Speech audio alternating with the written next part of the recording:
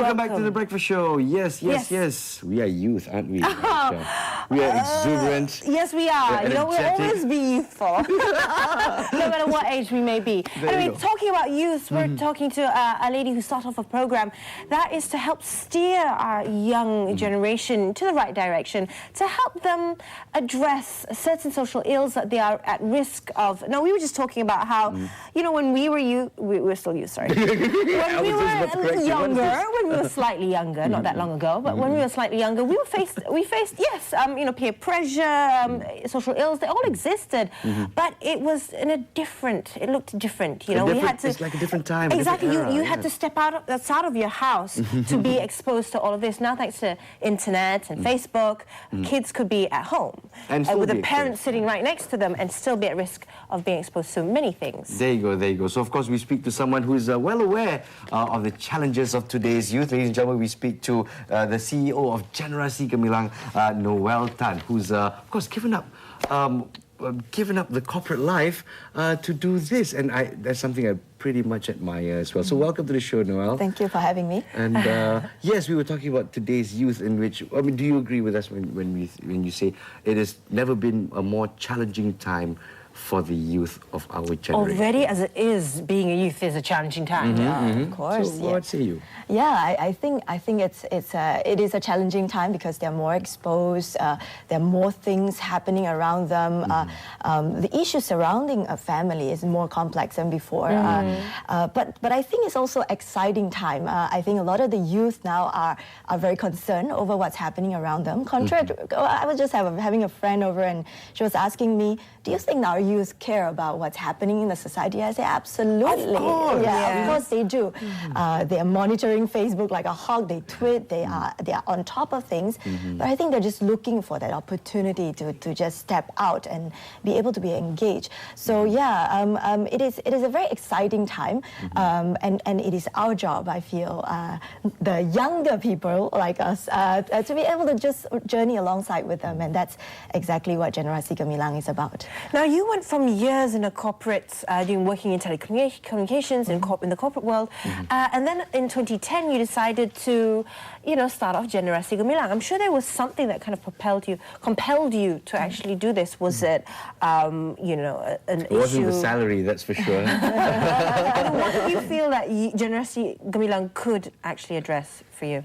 Right. I think personally, I've always loved my job. I love the time that I spent in my corporate years, and I still have a lot of friends there, and I believe that.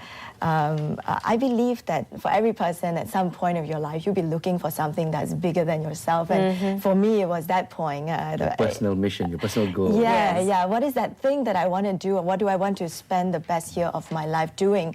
And I believe there's nothing more significant than just really investing in the next generation. I mean, it's really what Generasi Gemilang is about, which is raising an exemplary and outstanding next generation. And when we talk about next generation, it's not just the young people. You can't separate the young people from their family, from the school that they go to, from the community they live in. So that's why, and I believe that's a cause that is just amazing. And if I don't know how many more years I will have, but I would like to give the best years of my life for this. My goodness. I love it.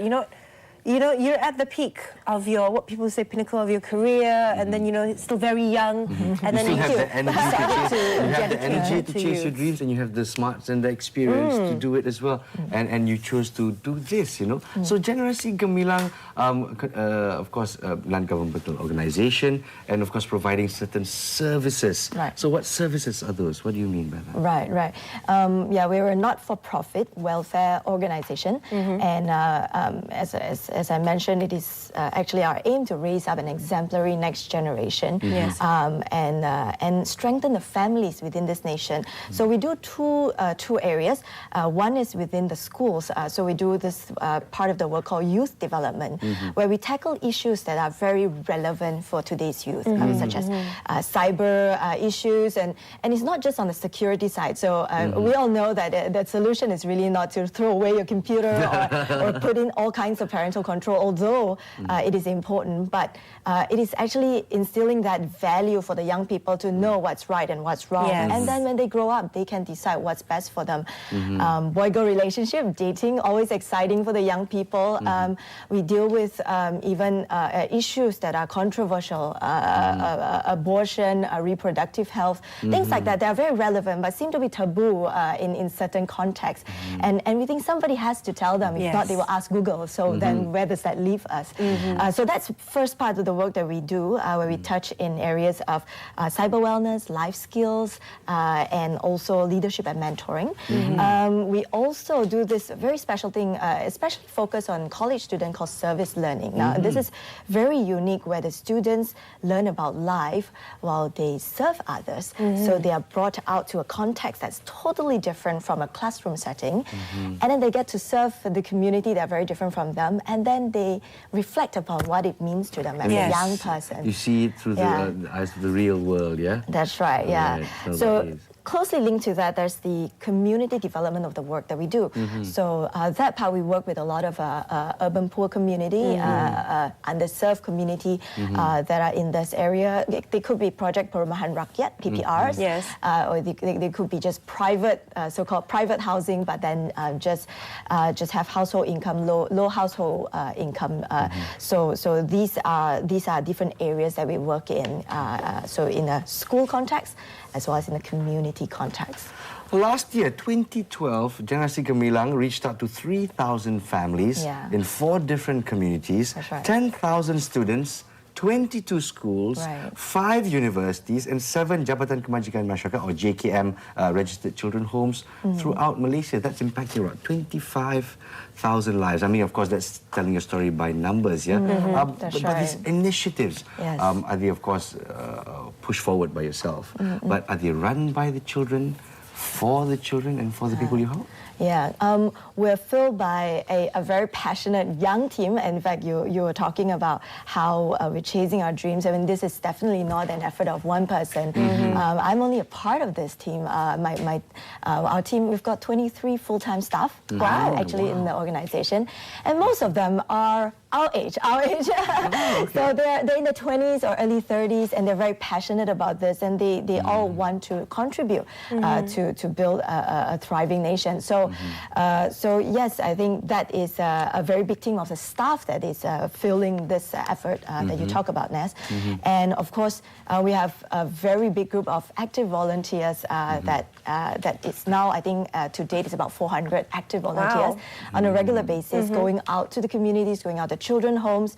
And we can't do this alone. This is not a battle that to be fought by one person. It's really something that we're passionate about, and that's why the passion is really to raise up an exemplary next generation. And it doesn't just mean the people that we are helping. Now, we don't believe in this concept of charity.